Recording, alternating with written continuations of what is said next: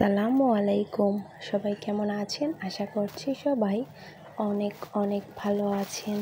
আল্লাহর রহমতে আপনাদের দোয়াতে আমরা অনেক ভালো আছি। প্রতিদিনের মতো চলে এসেছি নতুন আরও একটি ব্লগ নিয়ে। আশা করছি আমার আজকের ব্লগটি আপনাদের কাছে ভালো লাগবে।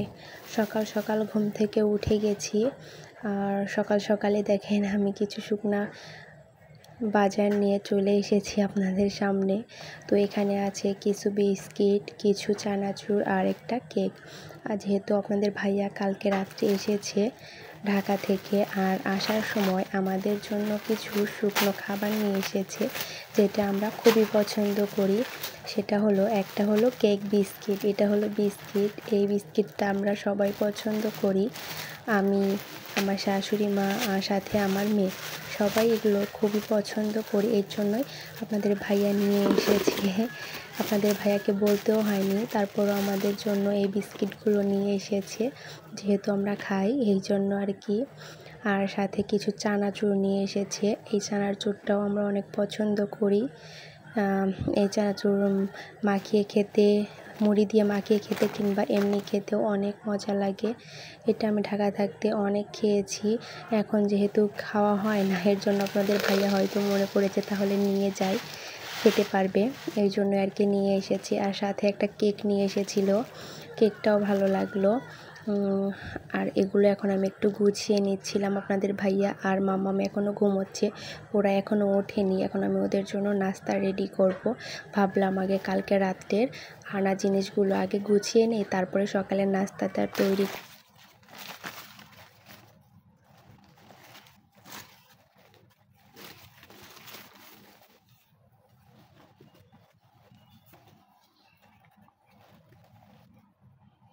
আর এইদিকে এখন আপনাদের ভাইয়ার জন্য নাস্তা রেডি করে নিয়েছি। এখানে আছে কেক, আর সাথে ডিম সিদ্ধ করেছি, আর সাথে আছে চা। এই তো মাম্মাম আর ওর বাবা রেডি খাওয়ার জন্য। খাওয়া দাওয়া শেষ করে এখানে হলো দুপুরে রান্নার জন্য প্রিপারেশন নিচ্ছিলাম। এখানে আমি গরুর মাংস রান্না করব। আমাদের ভাইয়া বলছিল ঠিক আছে আজকে তাহলে আমি তোমাদেরকে রান্না করে খাওয়াই। এখানে সব ধরনের মশলা দিয়ে নিচ্ছিল, শুনতে পারছেন কি কি দিচ্ছিল। ঝাল বেশি না হইলে আমার মজা লাগবে না। হচ্ছে ধনিয়ার গুঁড়ো 1 টেবিল চামচ,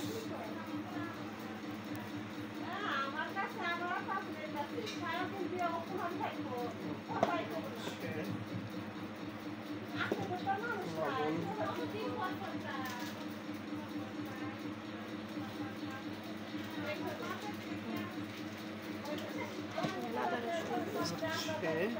আদা, এটা পেঁয়াজ, পেঁয়াজ বাটা, বেশি দাও,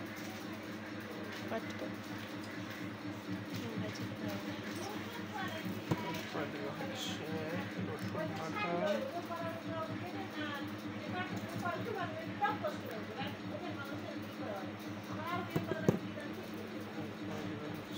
আদা বাটা,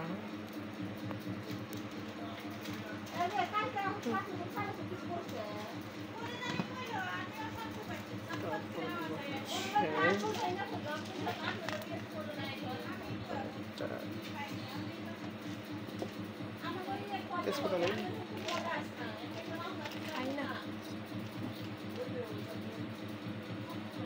দোয়া লাগে,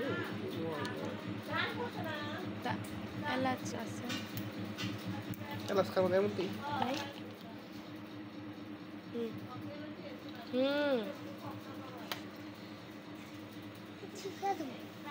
না এখন মাখাই না, হাতের সাহায্যে মাখাও। করে হাত দিয়ে মাখাইতে হবে।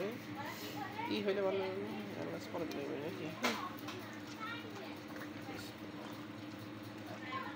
আবার মুখটা সরাও না, এখানে হয় না।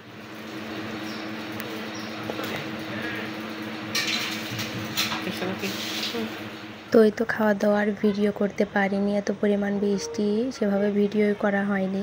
তো বিকেলে বসে বসে একটু মেহেদি পড়ছিলাম, অনেক দিন হলো মেহেদি পড়া হয় না, এই জন্য একটু মেহেদি পড়ছিলাম, আর সাথে এখানে পেয়ারা খাচ্ছিলাম। তো এই তো দেখতেই পাচ্ছেন আমার মেহেদি দেওয়া প্রায় হয়ে এসেছে। আমার ভাগ্নি আমাকে মেহেদিটা দিয়ে দিচ্ছিল। এই তো আমার মেহেদি দেওয়া শেষ। এখন আমি একটু এটা শুকিয়ে নেব, তারপর এটা উঠিয়ে নেব। তো আপনাদের কাছে মেহেদির ডিজাইনটা কেমন লাগছে সবাই অবশ্যই কমেন্ট করে জানাবেন। আর আজকের ব্লগটি এখানেই শেষ করছি। সবাই ভালো থাকবেন। আল্লাহ হাফেজ।